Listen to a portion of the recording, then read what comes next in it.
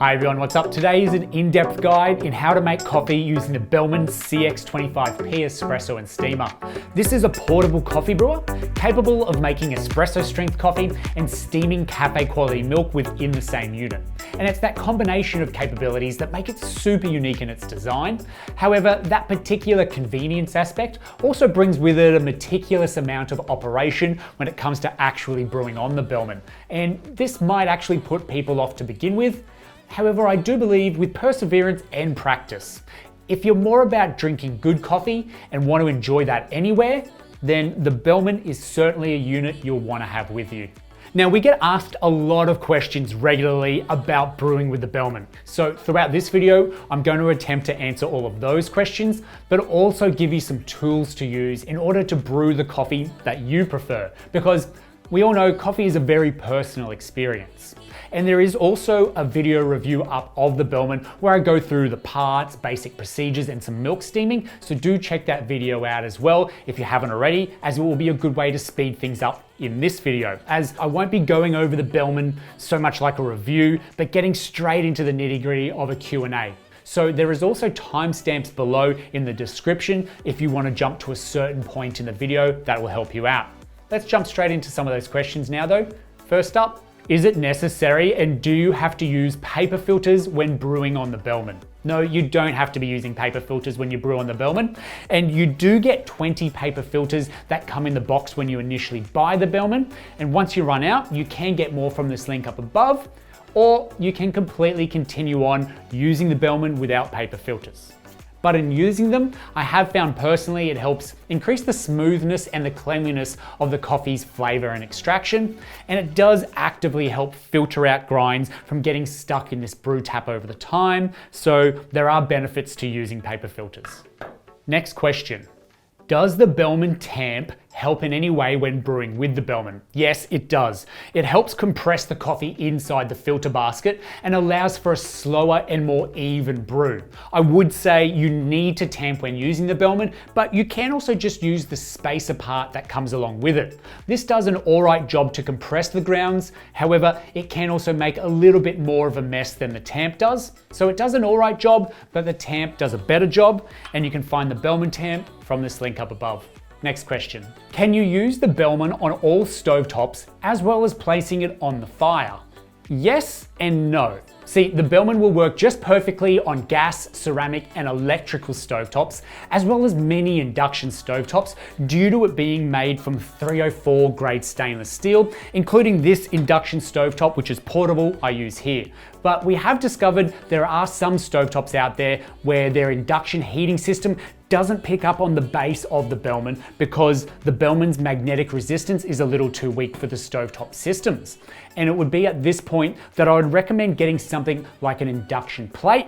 And this works as an intermediate relay from the hot plate to the brewer.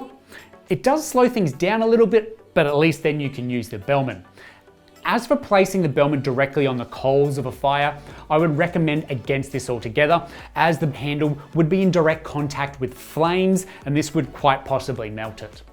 So, next question. Do you have to refill the Bellman between brewing coffee and steaming milk? No, you don't. See, the design of the Bellman ensures you don't have to. By placing water above the 3 mark inside the unit, the stem of the coffee basket will reach down into that water reservoir and you'll be able to suck water up under pressure and begin brewing your coffee in the basket.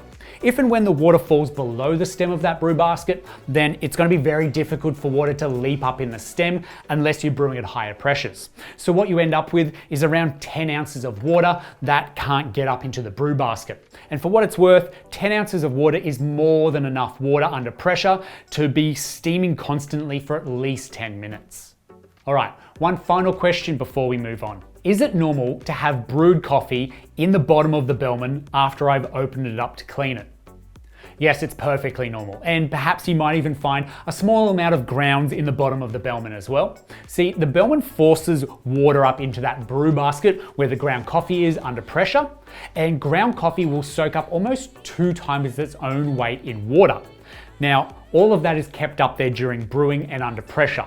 It's when the Bellman cools down and that pressure subsides, that water that's stuck up in the grounds has to go somewhere, and it will naturally fall back down and enter the water reservoir. And it really doesn't take all that much brewed coffee to turn water brown. So with those pressing questions out of the way, but plenty more to answer, let's now take a look at the right amount of ground coffee to use and water. So there's generally 3 different amounts of coffee that you can use in the filter basket: a low dose, a medium dose, and a full dose. And the spacer is what allows you to use less than a full dose. With this, you're essentially underfilling the filter basket by placing the spacer underneath the coffee. And this is what will generally help those grounds swell up easier, which will allow water to pass through the ground coffee. And then the ground coffee will be pressed up against this metal filter. And as that coffee brews, it's going to pass into the tap quicker. Now, it's in my experience with dosing, you can get ½ an ounce of ground coffee in as your low dose, a full ounce as your medium dose, and 1.5 ounces as your full dose. But if you are also using the Bellman Tamp along with this, then you can increase each of those doses by a little bit extra by compressing that full dose down.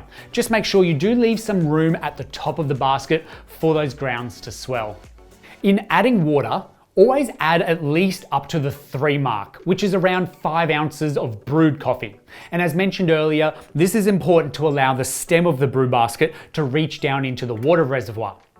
If you intend on making more than just 2 cups of coffee with the Bellman, then I would fill up to the 6 mark, which is around 10 ounces of coffee. But very rarely would I use the 9 mark in the Bellman, which is around 15 ounces, as this does tend to be too much water for the maximum amount of coffee that you can fit into the brew basket. And this brings us to a junction in how best to brew the coffee you'll enjoy to drink with the Bellman. And it has everything to do with a brew ratio. So if you enjoy your coffee strong and rich and very much like an espresso, where it only takes a small ounce or so of a shot to flavor a mug of coffee, then the ratio of coffee to water you should be aiming for is around a 1:2. This is a universal espresso brew ratio. And what that means is, in using the Bellman, if you place ½ an ounce of ground coffee in the basket and you want that tasty espresso-like shot, you only need to brew a full ounce of coffee out and no more. Any more, and the brew will no longer be an espresso in any way. And this will apply to any dose that you use with the Bellman. So for espresso brewing, I would be aiming for 2 ounces of brewed coffee from 1 ounce of ground coffee, or 4 ounces of brewed coffee using 2 ounces of ground coffee. The key here is to maintaining that espresso brew ratio. In using lower than a full dose, I would also consider grinding finer than normal. But for any brewing on the Bellman, anything around an espresso-like grind is what we want to use, as this will get us closer to the best results for espresso-like brewing. Now, there's not all that much you have to do to extend the typical 1:2 brew ratio out a little bit to perhaps get a 1:3 ratio. And you can find you can get more brewed coffee out without compromising the overall flavor and the strength of the coffee. So let's take those 3 standard doses that we use and brew out now 1.5 ounces, 3 ounces, and 4.5 ounces. And if we take that example of a full basket and 4.5 ounces of brewed coffee, you can comfortably separate this into 3 regular cups and make 3 decent cups of coffee from them. And if we increase that again to a brew ratio of a 1:4, then the amount of coffee we get out, it might be a little bit weak, and we may end up using more brewed coffee per cup in order to achieve a strong flavor for an equally good coffee. But for a not as strong cup of coffee, you could easily be making upwards of 4 cups from 2 ounces of ground coffee. So you kind of start to see how you can begin scaling up on the Bellman when you're brewing. But everything does have its limits. So certainly we've moved away from espresso strength brewing at this stage of a 1:4 brew ratio, or anything above that like a 1:5 and upwards is much more similar to a Moka pot strength of brewing, which is relatively easy to achieve when using the Bellman and will increase the amount of cups of coffee that you can brew at one time. And there are a few ways to brew with the Bellman. First, I'm going to focus on the espresso brew ratios, so we'll touch on them and then we'll come back to check out the Moka pot brewing later on. And lastly, before we discuss the pressure and heat management of the Bellman during brewing, there are 2 reasonably common concerns that we have with the Bellman when brewing. The first being, where is my crema on the espresso? Now, crema in itself is not the hallmark of a good espresso or a good tasting coffee. It is really essentially just the cover of the book. So we can't really assess a coffee bad if it simply doesn't have any crema. Crema on its own tastes quite bitter, and it might add a complexity to the coffee, which might give it a great balance, but it's not the be all and end all of a quality cup of coffee. So the Bellman is quite capable of creating a light and foamy crema, but generally this does dissipate quite quickly. And it's funny, the way in which you would brew for getting a good crema with the Bellman actually works counterintuitively to brewing a good flavored coffee. It's obvious the Bellman isn't an actual espresso machine, so it doesn't have an electric pump, it doesn't brew at 9 bars of pressure, but in terms of crema, the key to achieve it with the Bellman is to use freshly roasted coffee, ground freshly and brewed at higher temperatures than normal. However, with all of that, I would just say, don't be put off by the lack thereof crema. Try your coffee first, see how it tastes. The second concern with brewing on the Bellman is that it begins to sputter and steam out after that first or second shot. Now, if it's sputtering way before that, then there is certainly more that we can do in terms of either lowering the brew pressure or grinding finer. However, it's when we start to brew coffee and extract physical material from the grounds actually give up resistance to the water, allowing it to pass through more and more easily. So beyond about 2 to 3 ounces of brewed coffee through your dose, you are actually going to experience an increase in the flow out of the tap. So it's a natural occurrence in espresso extractions and other brewing methods that adding pressure and very hot water, you're going to start to see steam escaping eventually from the brew tap. Now you can absolutely limit the amount of steam and sputtering that you get, but this will require brewing at lower than normal pressures of around 1 bar, and then being very diligent in opening and closing that tap up to maintain a steady flow out of the tap. And we'll begin to look closer at this very soon. But from everything I've just kind of mentioned, from dosing to coffee levels and water levels, which are your brew ratios, and then discussing crema and actually brewing off the coffee from the Bellman, I guess the summary of all that would be, you're not going to be able to brew 6 perfect espressos, all with crema, no sputter, from half an ounce or even 2 ounces of ground coffee using the Bellman, as this honestly goes against the very nature of coffee brewing itself. However, I'm not here to tell you all the bad news. So let's jump in and just start brewing with some coffee. The first brew method I'll use is going to follow the low pressure brew approach. And you can do this using all 3 of those regular doses we've spoken about. Now, we're only going to be filling up to the 3 mark, as I'll be aiming for a 1:3 brew ratio. And I like to place hot water in the Bellman to begin with, that way I can get it up to temperature quickly. It's not a must, but it does help. As the Bellman being a pressurized unit, it's not recommended that you walk away from it whilst it's heating up. So I've added my hot water into the Bellman, I've got my ground coffee in the basket and it's tamped, I place a paper filter on the top, I close it all down, and then I place it on the stove on a low to medium heat. So from here, the ability to control the temperature of your heat source is important if you hope to control the brewing accurately. Slow and low is always a good start, and if you have gas, or the ability as I do to adjust the wattage on your induction top, then this allows you to also hold the temperature and the pressure to a certain point. Now don't be too concerned if you go over pressure, because if you do, you can always drop the heat and then open up the steam tap to release any excess pressure. Use the steam tap, which doesn't interfere with the brewing process, as your second control point for pressure in the Bellman. However, again, if you can manage your heat source, this is where I would do it now. So bring the pressure gauge up to 0.5 bars of pressure, get it here so it's holding nice and steady and not rising too fast, and then open up that steam tap just quickly. And this is going to allow any excess air that was giving you a false reading to be removed. Then close the tap back up, and with a cup under your brew tap, open that tap about half a turn. And you should hear a slight hissing sound coming out, and that's water rising up through the bed of coffee and air escaping out. Once you see a couple of drops of espresso, close the tap. It's important to note right here that your pressure is still holding steady at 0.5 bars, and it shouldn't be rising too fast, and it shouldn't be falling either. If it's rising, turn your heat down, open up your steam tap. Now, with a couple of drops of espresso in your cup, we've started the pre-infusion stage. Here we want to give it somewhere between 10 to 30 seconds with the tap closed, and then slowly rise the temperature of your heat source so you can bring the Bellman up to 0.8 bars of pressure, but not climbing any higher than 1. Then open the tap again slowly until you start to see coffee flow out again. Keep slowly opening that tap until you have a nice steady stream of espresso. That flow might stop or start to go fast, in which case you'll need to adjust that tap accordingly. If we're still at a 0.8 bars of pressure, this is where we're going to achieve our most stable brewing. And you can continue to pour the coffee until you have all that you need, knowing full well that eventually you'll either use up all the water for brewing, or the coffee will allow for a faster flow and it will start to sputter.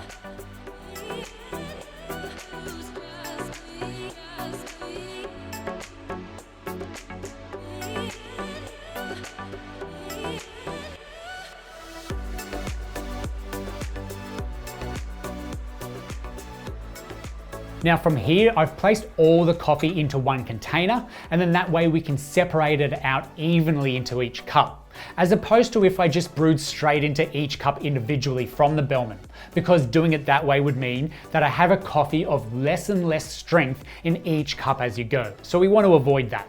And the low pressure brew method with the Bellman is my preferred brewing method for controlling the flow and getting a good strong cup of coffee. However, there is nothing to say that you can't have higher pressures than this of around 1 to 1.5 bars. However, we're next going to brew with 2 bars of pressure and see how that differs. So for this, I would use a finer grind than normal, as the pressure alone will be enough to push water through the coffee quickly without too much resistance. So if you can grind finer, do so here, or I would probably just use the low pressure method if you can't grind finer. Again, you can always use any dose. However, I'm going to be sticking to a full dose and a brew ratio of a 1 to 3. Now I'm going to be skipping the pre-infusion stage here as well, and then bringing it straight up to 2 bars of pressure and holding it comfortably there. From here, open that steam tap up a little bit again to get rid of any of that excess air and the fake pressure. Then go ahead and open that brew tap straight away, about 1/2 to 3/4 of a turn to begin brewing. It's a good time to turn down the heat or turn it off, and then this will help with less sputtering later on as well. It may take a little longer to see your brew come out of the tap, but be patient as the water works its way through your dose of coffee. And once it begins to flow out of the tap at a steady rate, keep diligent on that tap to keep that flow going. You'll no doubt experience either more rapid steam or sputtering coming out once the coffee grounds give up resistance. However, we can limit that sputtering by closing that tap a little bit more in preparation. And as we get the amount we want, it's much the same way in serving it. Now, if your brew is steaming out and sputtering much sooner than expected, I would say it's definitely a grind issue or a dosing issue. Sputtering and steam is essentially that steam that's already being created in the Bellman, finding an easy way through your dose of coffee and out the brew tap. And the pressure is causing a channel for the steam to escape. So grinding finer and also making sure that your dose of coffee in the basket is nice, flat and level when we tamp it before we place that lid on, as this will help the evenness to the density of the coffee for the water to pass through and no steam. And that's for high pressure brewing with the Bellman. I wouldn't necessarily brew at any higher pressure than 2 bars, as I myself personally haven't discovered that it makes any more of a difference other than it becoming way more harder to control everything. And if you're already really overwhelmed with all that information that I've presented, that's totally normal. It's a very similar route to understanding how to get the best out of the Bellman as it is to brewing a really good espresso from a home espresso machine with an individual grinder. Because between them, there are so many variables at play to achieve a good cup of coffee. However, I do say practicing getting at least one of the variables right will allow you to grow and get better as time goes on. Now, to quickly take a look at the other way of brewing with the Bellman, and this is essentially like a Moka pot. If you have the Bellman all set up on the stove filled with coffee and water, and you're basically placing it on a high heat with that brew tap all the way open from the start, So as soon as there is any pressure increase in the Bellman, the coffee begins to brew out of the tap. And this makes just as a delicious brew when you begin to pour milk into it later on, and you're going to be able to brew more coffee with less sputtering from it. So I don't see this way of brewing as a compromise to quality coffee. However, the strength of this method versus espresso brew ratios is noticeably weaker brews, so you would use more brewed coffee per cup as you drink.